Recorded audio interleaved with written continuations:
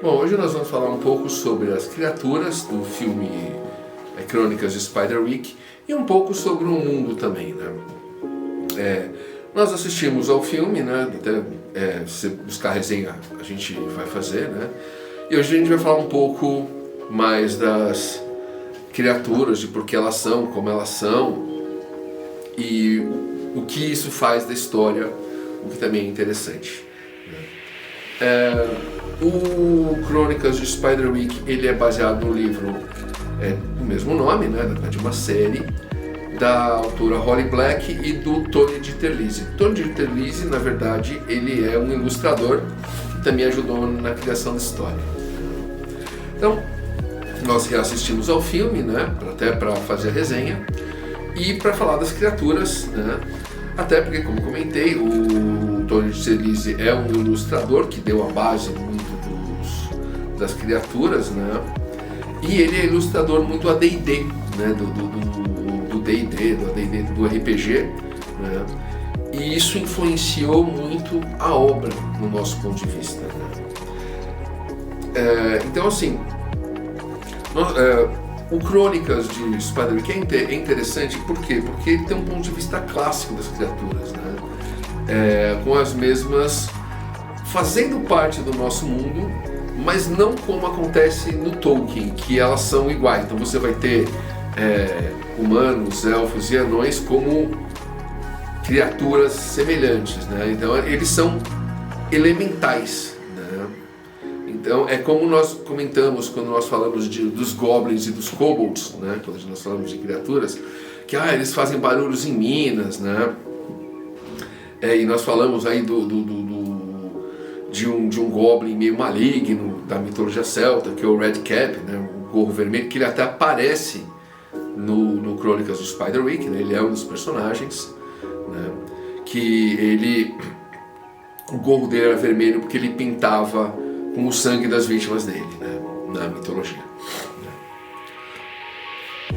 E por que nós estamos trazendo isso de volta? Porque, na verdade, essa fantasia é uma fantasia urbana, no seguinte sentido, no sentido que você tem o nosso mundo, né, o mundo real, em que as pessoas trabalham, tem carro e não sei o quê, só que por outro lado você tem um mundo de fantasia que coexiste com esse mundo, mas nem todo mundo tem essa noção, né? Então, que você vê que assim,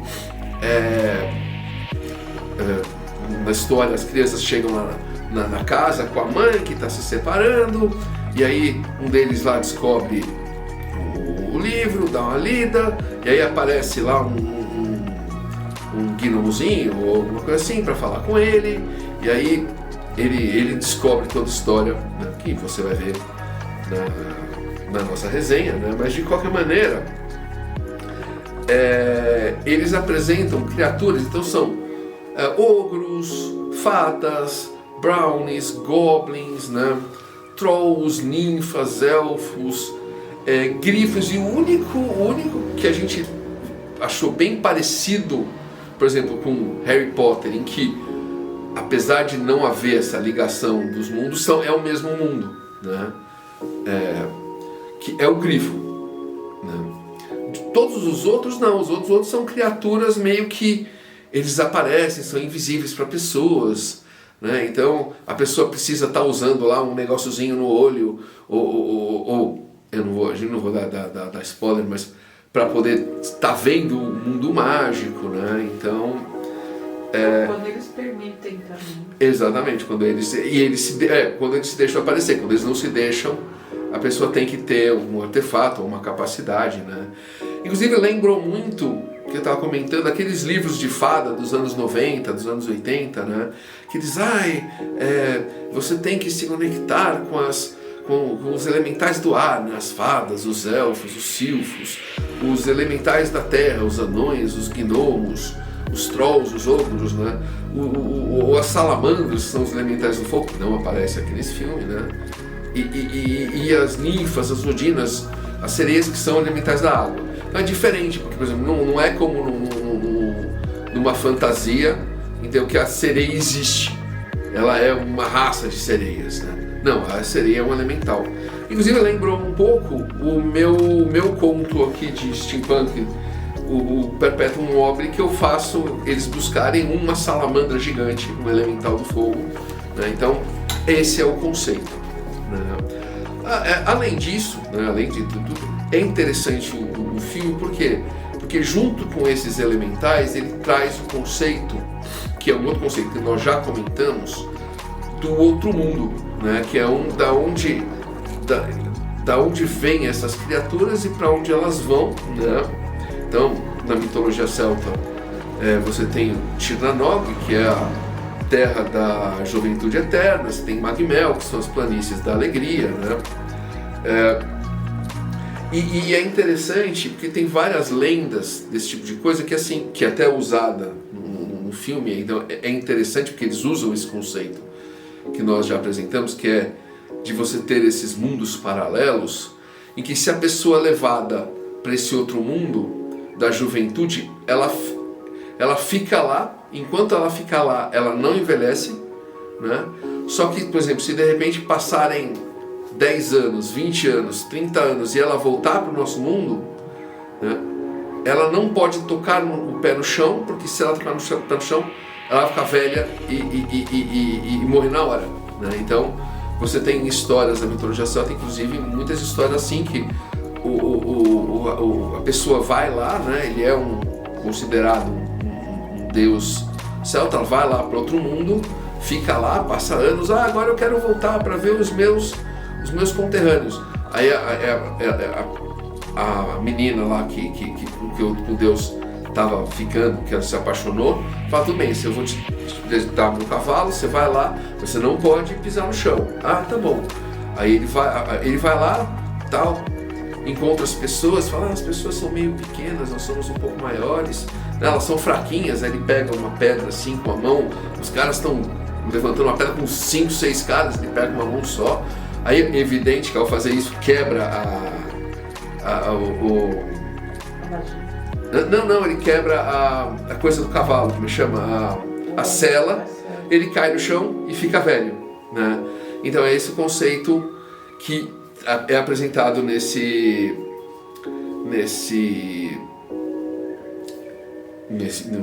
filme, é bem interessante, né? Então como eu falei, muito baseado nos desenhos do Dieter Lise, né, nas ilustrações dele, né, e trabalhando esses seres, né, os ogros, fadas, como elementais, não como criaturas como nós, né? Então você não vai ter, por exemplo, como no Senhor dos Anéis, que você tem lá os elfos, os anões, os orques. Não, os elfos e os anões são todos elementais, né? E como eu falei, a única diferença é o do grifo, que é muito parecido com o Harry Potter, que foi o que levou, acho que as crianças até onde estavam. As crianças até onde estava o tio, né? Tio? Não, o tio-avô. Tio-avô, né? E depois trouxeram ela de volta. Não. Mas é interessante, porque apresenta todos esses seres, né? Seres qual nós já falamos, né? Mas de um ponto diferente, porque como assim nós citamos, você está cavando um túnel, você vai encontrar lá os gnomos ou os goblins que vão atrapalhar porque eles são traquinas. Isso aparece também na obra do Deuses Americanos do Neil Gaiman, que em algumas das sub-histórias, que uma das meninas, uma das pessoas que aparece na história é um deus celta, na verdade, que ele que virou um elementalzinho, né? Só que ele tem a aparência de ser humano, né? E conta a história dele de quando uma menina veio da Irlanda para a América e trouxe ele. Então ela ficava dando leite, ela ficava dando pão, a mesma coisa que eles falavam para fazer, né, na Idade Média para os elementais. Então esse é um ponto interessante, é apresentar as criaturas como elementais, né? Eu me recordo, eu li alguns livros a respeito, e dá umas histórias muito legais, porque Né, eu lembro que eu li umas narrativas, até não eram histórias, eram narrativas de pessoas que dizem que viram como essa menina do livro das fadas, que fica falando, você até pode ver, não sei o quê, né?